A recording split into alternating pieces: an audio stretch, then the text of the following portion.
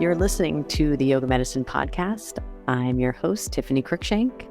Our podcast brings you information and resources to enhance the therapeutic effects of your practice based on a deeper understanding of anatomy, physiology, and the integration of modern science and research with traditional practices and experiences.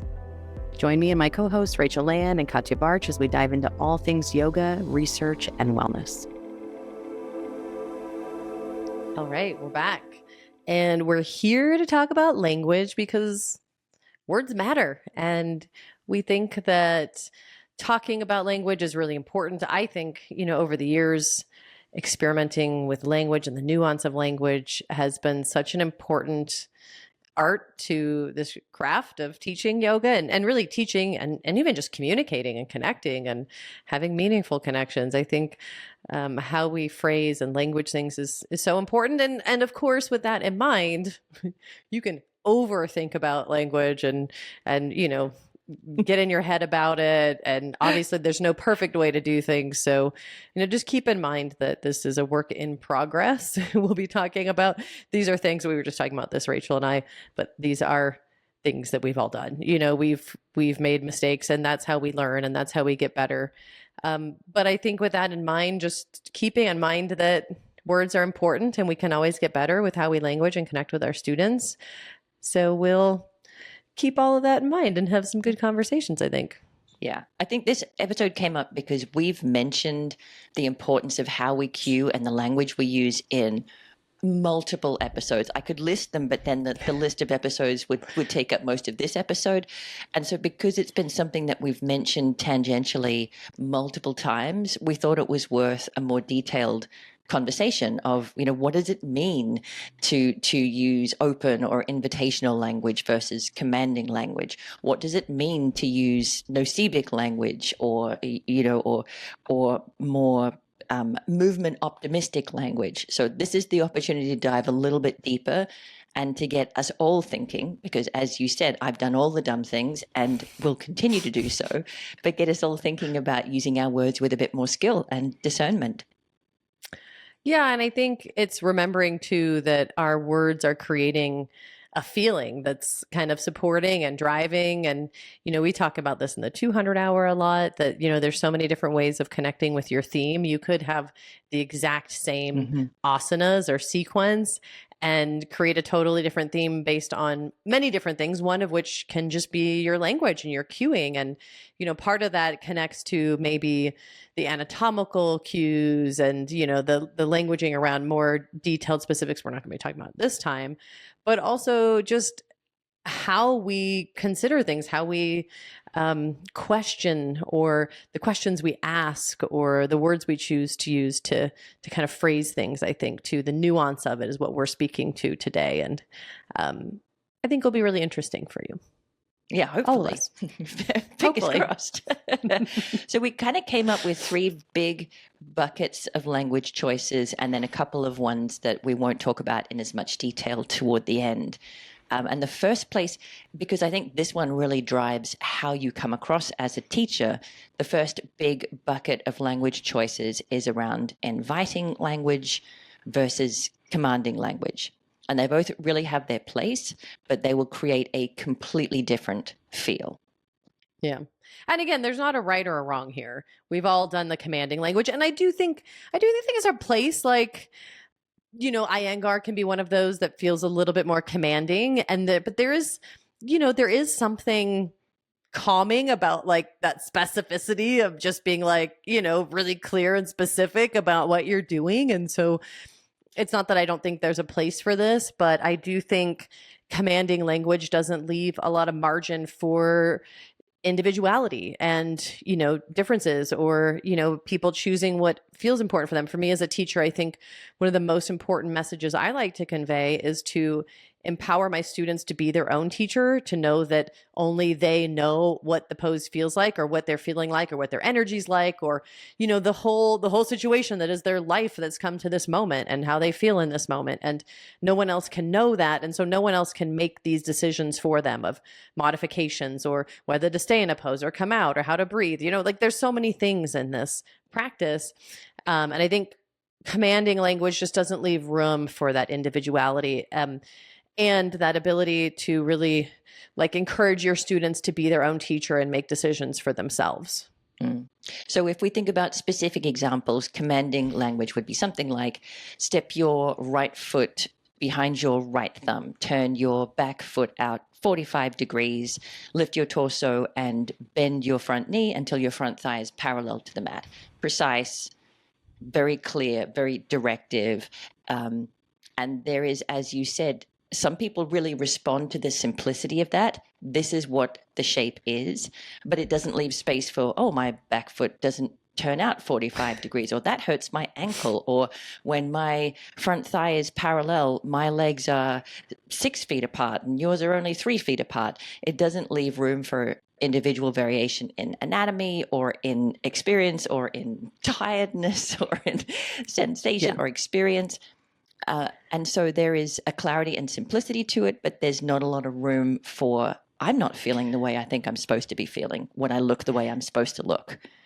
And let's be clear, as a teacher, there are going to be some times when you're just say, step your right foot forward. Yeah. You know, I don't know. I think we can get carried away with this. I've been in classes too, where people almost use too much and like there's too many questions and options and, you know, it's like, it's overwhelming. So there is a place for language, which is clear, which is just step your right foot forward, you know, and have it be succinct and simple. I think the trick is kind of knowing your class a little bit, and as a teacher, like where to invite, where to just be clear.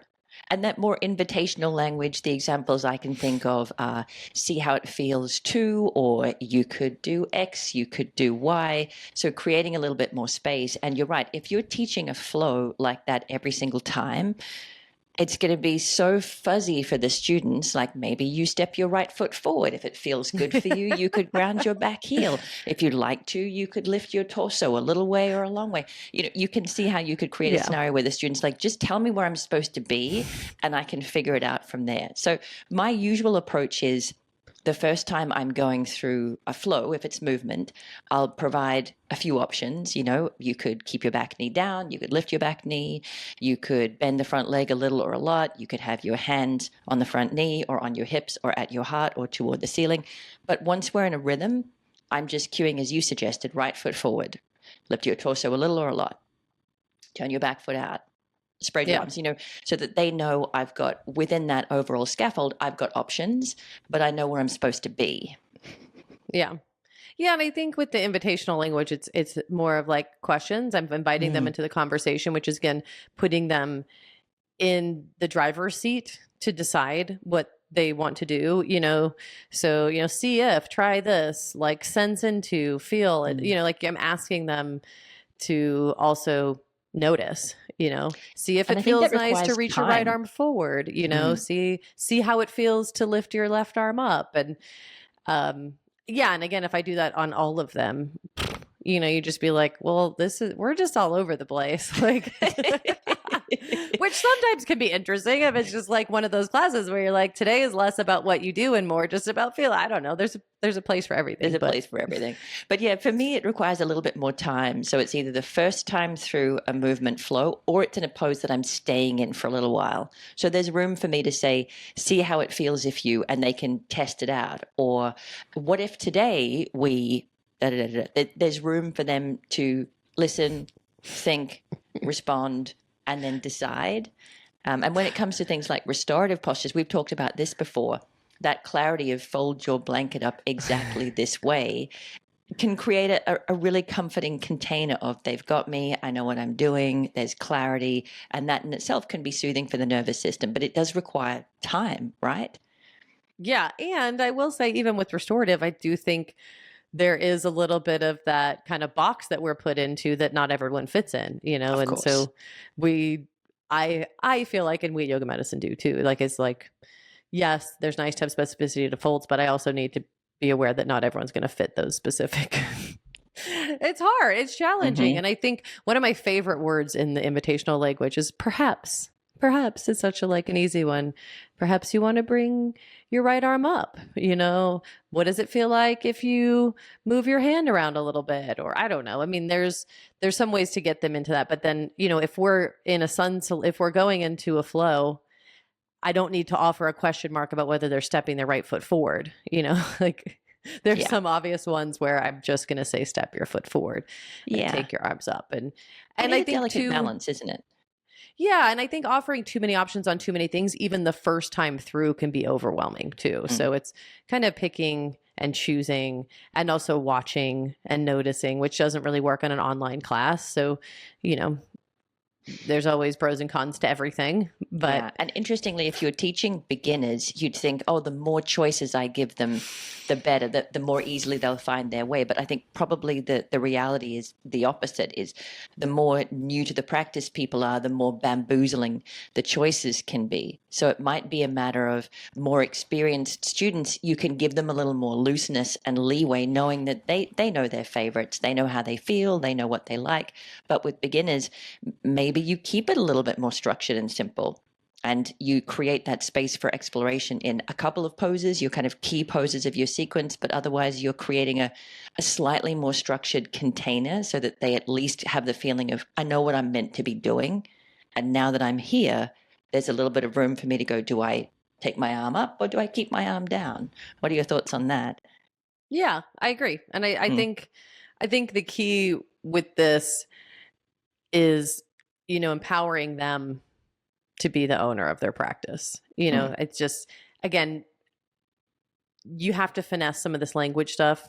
You're not always going to get you can overthink all of this. And yes, I think more inviting, most of us can probably do more inviting language. But again, I do think, especially with beginners, there can be too much too. Yeah. So, and keeping the pace of class. But yeah, I think this is a great way to empower students to be their own teacher, which is so important for so many reasons. Yeah, and I think for me, the thing that I like most about it is it's the concept of today, let's try, or this time in the pose, notice how. So it sort of, it gets away from the student question, which is probably my least favorite student question, which is, am I doing it right? Because my answer is always, well, tell me how you're feeling. But no, am I doing it right? Like, you look fine from the outside, tell me what you feel, and we'll see if it needs some tweaking. So focus on, today, notice if you, or this time, notice if you, for me, kind of create space between, am I doing it right? Am I doing it wrong? And just, what am I feeling when I'm here? And that's, for me at least, that's really what I'm trying to create on the mat. Not, am I doing it right? Wow, my back hurts like hell. But what am I feeling here? I think one of the big things about that too is that you're pointing them to the fact that things are going to change. And also, I think that points them to the fact that this practice is going to change things too. Yes. Your body's also going to change in response to other things. And so, it's easy to come to our mat and, feel like yoga uncovered things, but sometimes it's our life. Sometimes it's yoga. Sometimes it's choosing better modifications, and so then it puts the responsibility in their hands, which ultimately is theirs. No one else can decide or know, like no one knows but you. Yeah. And that's why it is a practice and not a performance, right? Because it's not being judged from the outside, it's being experienced from the inside. Yeah. So I guess if we summarize this one, there is a time and place for everything. The nice thing about commanding language is that it's quick, it's clear, it's concise. The downside of commanding language is there's no room for personal experimentation. It's just, this is the way it is, and you're doing it right or you're doing it wrong. The plus individuality. side of no room for individuality, and even just variation day to day. Like, today feels great to have my thigh parallel to the floor. Tomorrow, maybe not. I don't know. Depends on what else is going on in my life. And the pros and cons of the more exploratory or more invitational language is it creates lots of that room for personal expression and personal exploration, but it's not quick to do. And you can definitely overdo it for beginners and just overdo it if you're asking questions and prompting inquiry in every single pose. It's going to interrupt the rhythm of flow, or it might be a little bit overwhelming. So like everything, it's about finding the right dose for the people that you're teaching today, which means the right dose is probably also going to vary class to class and day to day. Yeah, I agree. The second one is my favorite. I mean, I think is such an important one, and one we could chew on for a long time as teachers. And one that I find sneaks in without you even realizing it, maybe. It's sort of reveals Sneaky. some sort of hidden. It is. It's more sneaky than the first one. And tricky, I think, Yeah. as challenging as a teacher, especially when you first start using it. So the second category is nocebic language, pain or fear or threat inducing language versus movement optimism, as in the body is strong and resilient and you can do all kinds of things without creating damage. And the classic example of nocebic language is, do this to protect your back or do this to protect your knee, which sounds quite positive, right? Protection's a good thing. But brains are so good at filling in the blanks. And when you say protect, the brain fills in protecting from threat and it gets to the danger part. So that's, I think, where it can be really sneaky. You think you're being positive, but the impact in people's brains and bodies can be a little bit more guarded. I know, and I think protect can be a tricky one too, because sometimes people feel like superhero, like they're protecting and like safeguarding, and there's some positives to it. That can have some powerful associations with it, but I think a lot of times it does get in a little the side effect, the undercurrent too, is the fact that you're vulnerable. The So protection is like a vulnerability. Or if you don't have your knee in this position, you could hurt your knee. Or if you don't do this, you could hurt your back. So go one step back to the most obvious version of yoga is super dangerous. And if you don't do it right, there will be consequences. Well, and I do think protect your back is controversial, but I would still keep it on the list. I think what we're talking about here is basically fear-based language. Yes. Protective language, but more fear-based language that is aimed, that is, and there are some teachers who speak to this a lot, I'm sure, that come to mind for some of us who, it is all about protecting yourself and safety. And, I think obviously safety in a yoga class is our first and foremost concern. Let's just put that out there and make sure we're clear on that. But when we teach from this kind of fear-based safety, it has implications on how our bodies listen to and respond to that, and then are afraid of movement, start to fear movement. And our bodies, in reality, are made to move in all the ways and will move in all the ways. Like you can't protect yourself from movement, because you're going to bend over and pick things up and twist and turn and do you're going to do all the things. Maybe you're injured and you're not doing some of the things, but as humans, for the most part, we're doing all the things. And so thinking about it as a weakness or a vulnerability, or being afraid of movements, or thinking that you could move in a wrong way that could injure you. When you study the body and you really look at it, it's some powerful stuff in there. Connective tissue is really strong. Those type 1 collagen fibers are stronger than steel. Like they are designed to be strong and resilient. And so, I think keeping that in mind, and I think this is such a great topic, and you had some really great examples there too of like. And I think of so many different alleyways that we could go down. The first one is, obviously we all want our students to be safe. I think that's an absolute given. But thinking that we have the power to make it so, I think is a slippery slope, because it's just not true. We don't even know what will be the safe or optimal activity or position for all of our students. And so that's why it is so important to put them in charge of their experience. I could be in the safest possible shape. I could be in Shavasana and still tweak something or hurt myself. So there's no way we as teachers can keep everyone safe. We can definitely sequence in a way that is more, what's a better way of saying aggressive, more intense, for example. We could create more opportunities for students to go to their edge, but there's no way to swing to the opposite side of the spectrum and keep everybody completely safe. We just don't have that power, because I've tweaked my neck moving my legs in bed. I've tweaked my shoulders sneezing. There's no way. Well, I mean, there's definitely safer practices. We can agree with that. But yes, there's no guarantees, and everyone's different, and everyone's going to respond to different things. I think what we're talking about too is creating situations where people trust their body rather than building a sense of distrust. Yes. I think the fear-based language starts to build a distrust of our body, that it's Yes. not designed to do all these things and support us in all the ways. And yes, we need to be doing things to support its capacity to do the things and move it all the ways. This is why we have mobility practices and, active practices and passive, all the things. But that's why yeah, we warm up and cool down, and it's why we prepare for peak poses by taking less loaded or less intensive range of motion versions of those poses. There are definitely ways we can create an environment that is more toward the safe side of the spectrum or less toward the safe side of the spectrum. But thinking we have complete control, I think, just sets you up for disaster. So I think go ahead. Well, I guess ahead, the other avenue that I was really going to go down that changed things for me was learning about pain science and learning that it's not just that I'm creating a mental environment of fear of the body.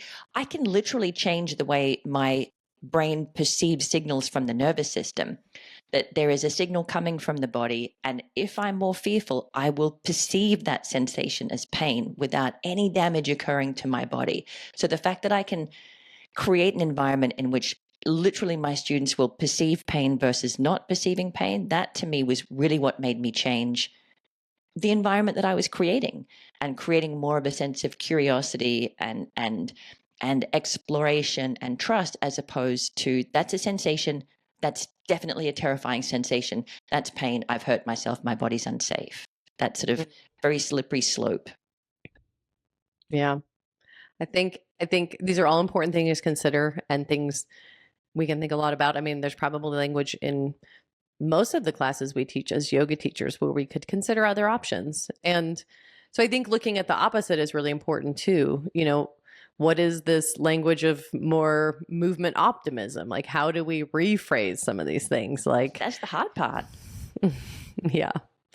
Instead of protect your low back, feel the support of your lower back, or sense into like, how can you move to support here? Or, sometimes it's also just questions again, what does this feel like? Space here.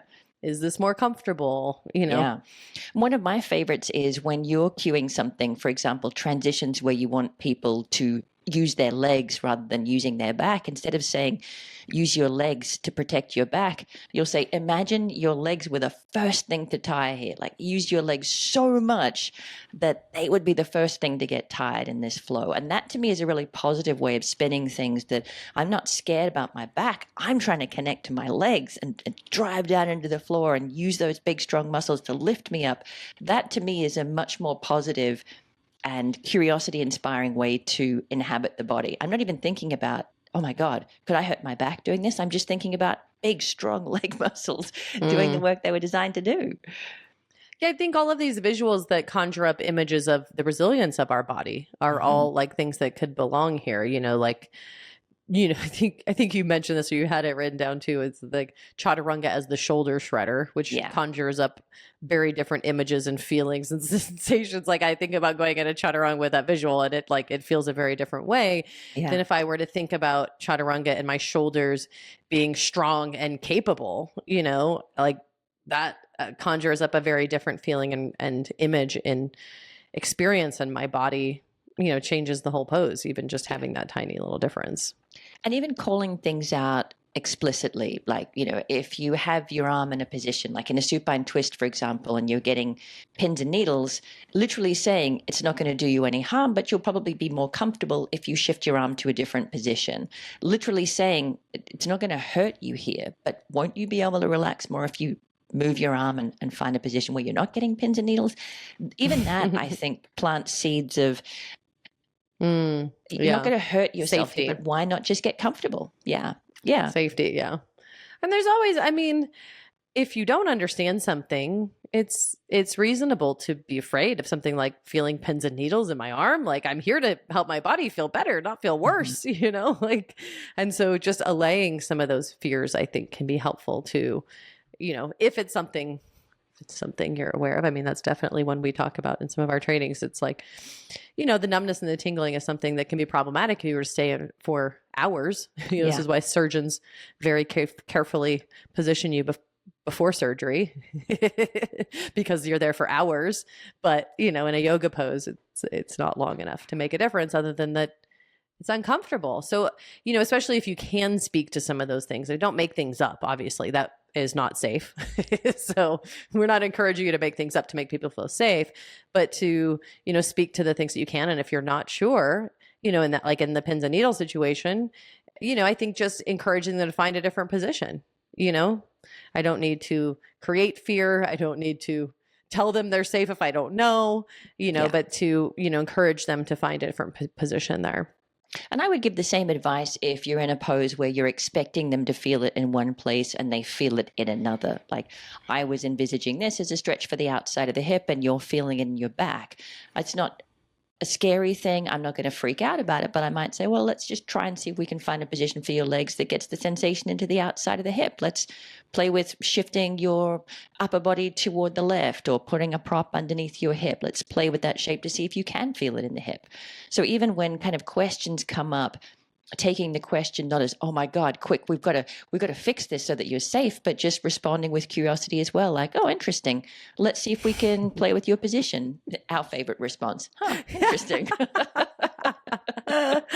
That's funny.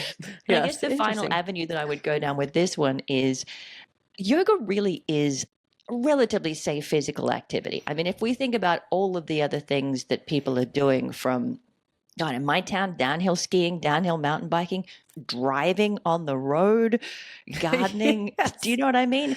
There are so many activities that we do without even thinking in daily life that is so much more dangerous, in inverted commas, than making shapes on a yoga mat. But I think generally we can go in with a sense of, if you're paying attention and you're in charge of your practice, this is a pretty safe place to be. And I'm not the be-all and end-all font of wisdom, so you're in charge of adjusting your shape to see whether you can make things feel more supported, more strong, more stable, more restful, more comfortable. Just creating space around all of that, for me, it helps to remember that yoga is, compared to what we do in the rest of our lives, pretty safe. I don't really have to walk into a yoga room feeling a hefty responsibility of keeping everybody completely safe, because they already are pretty safe compared to driving to get to the studio, for example. Yeah. So if we sum up this one, fear-based language, talking about danger, injury, pain, the need to protect, and we can flip that pretty simply by talking about support or creating space or getting more comfortable or tune into a body part that we want them to feel more, like strong legs, responding to questions with a little bit more space and curiosity, and trying to cue things that are a little bit more around trusting the body's strength, mentioning specifically how strong connective tissue is and how resilient and adaptable bodies are if we train them over time. It's saying when we know it's not going to do you any harm, but you'd probably be more comfortable if you shifted positions here. Just creating a little bit more space around our language can make students feel safer, and that literally changes their experience of the practice. They're more likely to interpret signals as pressure or tension or sensation, as opposed to immediately feeling something as pain. And that just gives them more space to go, yeah, do I want to stay with this feeling? Do I want to move away from this feeling? It makes the whole process more introspective and enjoyable. Yeah.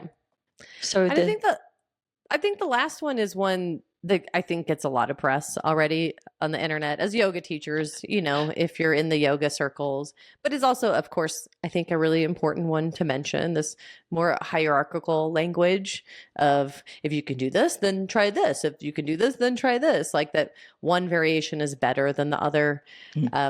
Which I think doesn't leave room for, again, this broad diversity of individual experiences, and obviously makes it more competitive and not about the experience, like more about the looks, the visual imagery and the angles, which, we all, I think many of us who practice and listen to this know is not the case. And I think maybe when this language was really common and was introduced, we didn't know as much about anatomical variation as we do now. And so I think the thought was, if you try hard enough for long enough, the full expression, in inverted commas, of the pose is achievable for you. You just have to keep trying. You will do lotus. Right? you if will you just stay with it, if you stay with it for long enough. And now follow we the know, program. right? Trust the process, stick with it, practice every day, and you'll get there. And now we know people's hip sockets have different depth and orientation. People's bones are shaped differently. Their joints are shaped differently. People's muscles sometimes attach in different places. Gosh, some people have different organs than others or on different sides of the body. There is not.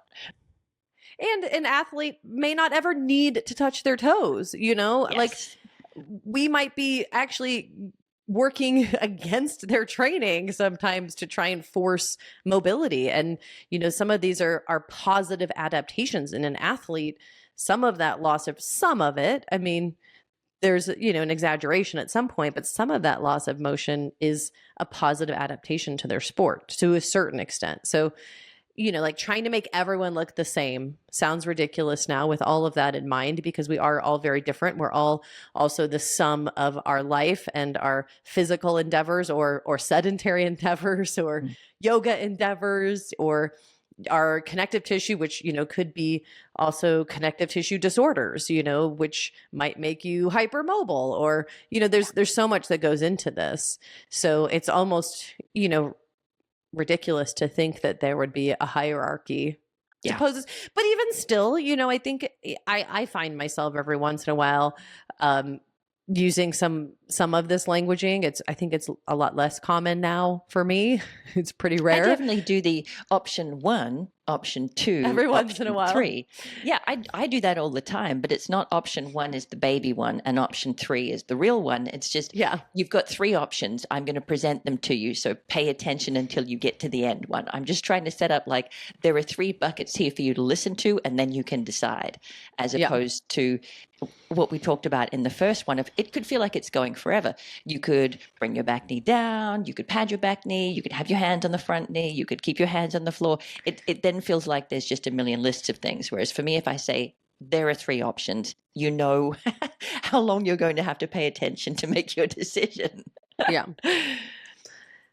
So, think about like the language of coming into the full expression of the pose or, a more advanced option, or if you can get your foot all the way down, or if you can't get your foot all the way down, or, whatever body part, insert whatever body part, or level 1. Yes. Level and I 2. think the key, option 1 sounds different to me than level 1, because level 1 means there's a level 2, there's a level 3, right? We're climbing up the ladder, whereas option 1 is just, I've got 3 types of eggs to pick from. Do I want them scrambled? Do I want them fried? Do I want them poached? As opposed to there's a basic egg and then there's your better egg. And for me, it's really important because this brings up 2 things. Firstly is that anatomical variation. We're all different. We're built different, and we've done different things with our bodies our whole lives. And the second one that you were alluding to is, what do I actually want and need from this today? Do I need more strength? Do I need more endurance from this today? Do I need more support? Do I need more mobility from this today? What have I come to my practice for? And what decisions could I make to support that? And not just better, worse, but what do I need from today? And I think it's alluding to a goal and almost a failure of that goal if you don't get to level 3, that like, well, come back another day and maybe you'll get there and get something out of the practice. Keep trying. One day you'll get there. Back, and then enlightenment will definitely follow. Once you've gotten to level 3, enlightenment is the next step. And that's just not the case, right? When the reality is, like, sometimes, I don't know about you, but for me, those really tight days when it's the hardest, when it's the most challenging, I think are some of the most helpful, and I think the people who we work with who are really restricted, and the athletes and the people who are tight, like, sometimes get the most out of the practice. I mean, obviously we can do different practices to suit different needs. But I think it's just my point being that, getting to this illusion of getting to level 3 being a better thing is obviously just that, an illusion. So. Yeah. And it sort of negates the fact that we're not on the mat trying to get to an outward shape, the cover of the magazine. It's internal, it's inward. And there's Yeah. no way for me to know whether you're practicing in a way that is more sensitive and more skillful and more discerning. You're the only one who can make that judgment. That doesn't appear on the magazine cover, because all of that is inner work. So it's really Yeah. up to you to decide, what do I need from today? So in terms of language, instead of being, Yeah. if you can't lift your hands, you could keep your hands on a block, might be, if you want to feel really steady here, you could keep your hands on the floor. If you want to work on balance and stability today, you could hug your legs towards each other and lift your arms. If you want to, or it could be just as simple as, or try lifting your arms. yes, You know, like, because again, as a teacher, sometimes it's just like we want to be you got succinct. to get it out. You Yeah. get it, like, it can be too much. So, you know, instead of, if you can't do high lunge or leave your back knee down, it's just, or try leaving your knee down, you know, and then there's no hierarchy to it. It's just simple language. Yeah. And I would put this in a similar basket to the first one that we talked about in inviting versus commanding, in terms of there's a time and place to explain your options. And I might keep that for a couple of poses that are my particular focus for today, places where I have more time, where we've got 3 variations of half moon that we're building towards, and you can pick the variation that's going to meet you where you're at today. And then I might explain, if you want to focus on X, you might keep your back foot down. If you want to focus on Y, you might take a half bind here. But for the rest of them, it might be as simple as, you could keep the hands down, bring them to the front knee, lift them to the ceiling next, so that there is a capacity for some movement and flow, and not paralyzing levels of decision making to do. Yeah. I agree. So I feel like that one's pretty straightforward. There's a few other kind of, again, shorter ones. Those are kind of, I feel like, the 3 big buckets to consider. And again, things, especially those first 2, especially the second one, that you could chew on for a long time and always kind of perfect. The next 3 we want to mention are definitely 3 that could have a lot longer conversations. So I think just mentioning that first, but we do want to talk about them because I do think they're important. And again, something you can always perfect. So the first one being body positive language. I think being really compassionate in how we speak about bodies and how we speak to bodies, and being skillful with our words around that too, I think are really important. Recognizing and appreciating different shapes, and kind of similar to what we've been talking about too, that each body is going to be different. You know, there's always going to be different proportions and, you know, different presentations and experiences because of that. So, you know, offering different options. And I think a lot of this connects to what we talked about as well, as like offering hierarchical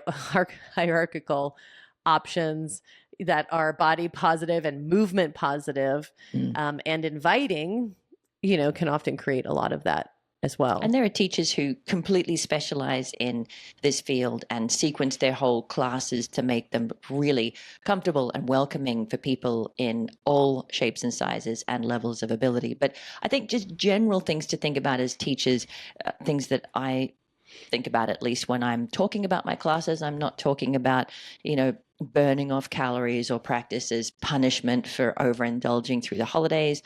I'm never using the phrase bikini body or summer body or yoga body or anything like that.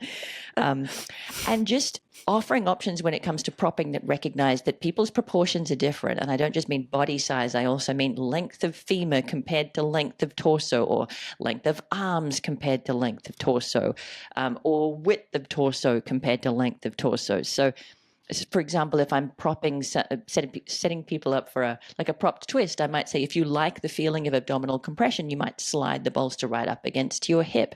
If you prefer to have a little bit more space for your belly, you could slide the bolster a little further forward so that it's holding you from the rib cage up. Just recognition that you might feel like different things, and that doesn't make you better or worse, but just different.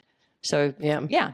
Recognizing different shapes, sizes, proportions, and generally speaking about the body in a way that is like you would speak about a friend that you actually like and care about.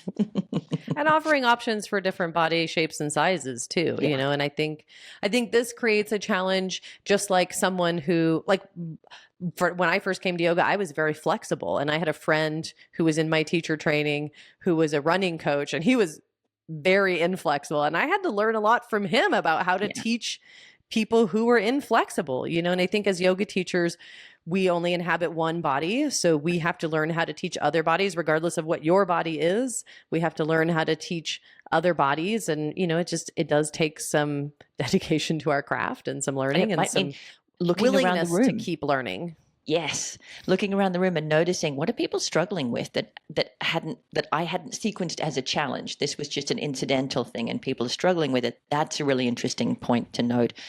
Or if you can't tell, it could be as simple as asking people after class, "How did that feel? Was there anything that was unexpectedly awkward or difficult for you?" Just being open to the experience being different in different bodies. So, yep, body positive language is one that we could talk about for a lot longer. Yeah. But mentioning it here because it's important. And I think the next one fits into a really similar category, and that's gendered language. Just recognizing the fact that you can't assume what somebody's gender is based on how they look from the outside. We probably shouldn't be saying things like, "Oh, all ladies today," because we don't know what gender identities people have in the room. And even being careful to some extent about referencing body parts like chest instead of breast or heart rate strap instead of bra strap just creates space for people to have different experiences of their gender than maybe you have as a teacher. And we're not experts in this field. There are plenty of people who know a lot more about this than us, but I think it's important to mention. Or like the generalities of guys tend to be tight here, or women can benefit from upper body strength, or I don't know. There's so many generalities. I've definitely said both of those things before, and they're generally true, but that doesn't mean I should say them. Yeah, and I mean, like even athletes, who tend to be tight. I've seen some athletes who are flexible. Gymnasts, just ballet dancers. I mean, not even specific sports, but I mean, like just there's still even. There's people on the hypermobility spectrum, who do sports too, I mean, it's not like they're all tight, but a generality. There's definitely generalities we can make, but I don't think it's useful to make them because there's always exceptions and individual differences. And so again, speaking to and appreciating that everyone is an individual and a different person. And again, this whole theme we've talked about kind of this whole episode is that we don't know the whole story of this person. And so my job as a yoga teacher is to empower them with tools, with resources, with options, not overwhelming them with too many, but with options to find what's right for them, knowing that that may or may not relate to their gender, to their body type, to their size, to their breast tissue, to their whatever, to their proportions, to what the pose looks like, to the angles, to the angling of their foot, or how deep they are in a pose. That, we really just don't know. There's, it's hard. So, and I think that those first two are definitely in that category of we could talk about these, or maybe we couldn't, but people who know more about these areas could talk about these for entire episodes. The last one I think is pretty straightforward. Use of technical language, including Sanskrit, including anatomical language.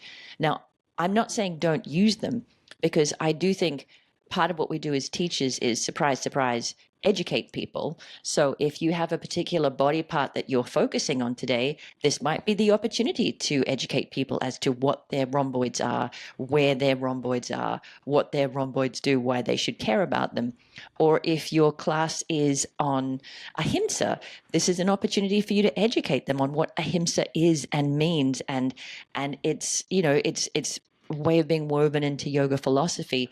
It just means not using technical language without thought, not just peppering it in and leaving people unsure of what you're talking about, but picking and choosing with discernment, like we have talked about with all of our areas today, to decide what's relevant to this particular class and this particular group of people today.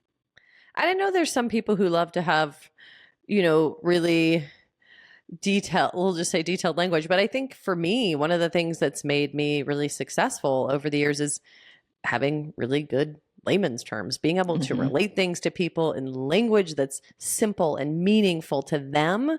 And that's such a powerful skill, whether I'm working with patients or teaching a yoga class or teaching one-on-one, like being able to relate to someone in language that's meaningful to them. Now we didn't even mention like language is different in different cultures. So if you're like traveling and teaching, I know I've experienced this, you'll know those things just do or don't land.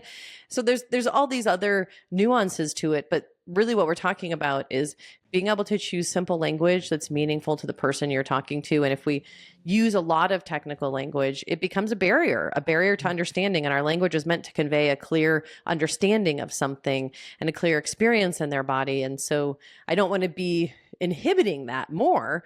So I do want to pick and choose with technical language. Like, if my theme and my focus is this one thing, yeah, I might talk about an anatomical term, but I want to really limit it and know that obviously I'm not there for anatomy lesson, but they are there to feel their bodies and use it as a tool to help them better understand their bodies and get into their practice and bring it down to earth.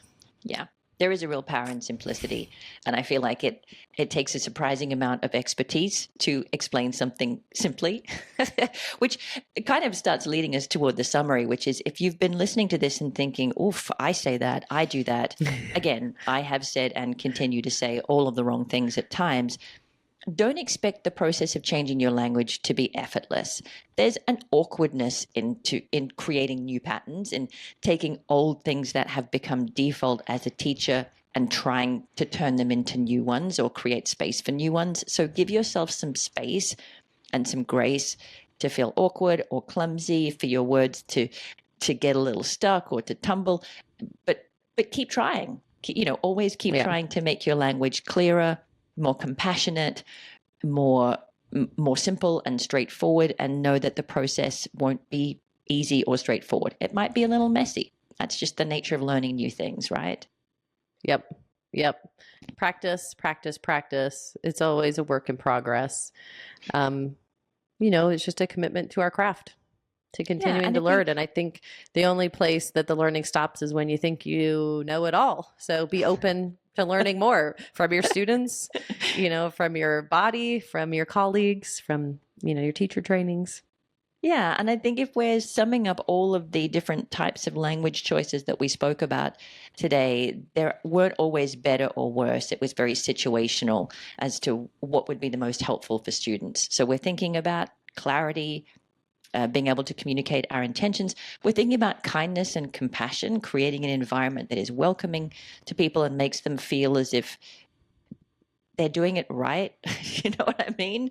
That they're here and they're learning and they're participating and they're getting what they came for from the practice. And then the last one is the energy that we're creating, the kind of teacher that we are communicating ourselves to be. And that requires, I think, real discernment, real humility, as you said, the willingness to keep learning, and that will change over time if we continue to stay humble and open to learning, which I would argue all teachers should do.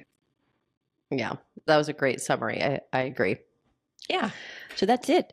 Think about every single word that exits your mouth. No pressure. No pressure. No pressure at all. Yeah, I had a great conversation. Again, work in progress. So be easy on yourself, be kind to yourself, experiment, notice what works, find what words land with your community, and, experiment.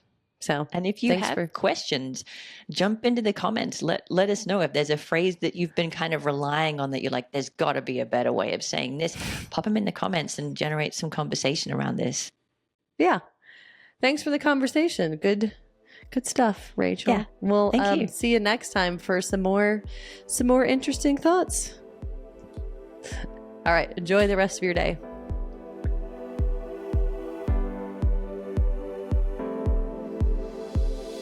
Thanks for listening to Yoga Medicine. If you like the show, please be sure to subscribe and leave a rating and review on Apple Podcasts or wherever you listen to podcasts. And if you got something out of this episode, please spread the word and share it with a friend. You can find more information, articles, trainings, and classes at yogamedicine.com, or check us out on social media as Yoga Medicine. You can also email us at info@yogamedicine.com. Thank you for being a part of our Yoga Medicine community. We look forward to seeing you again. The content of this podcast is not medical advice and is not meant to replace medical care. Please consult your healthcare provider to determine what is best for your unique healthcare needs.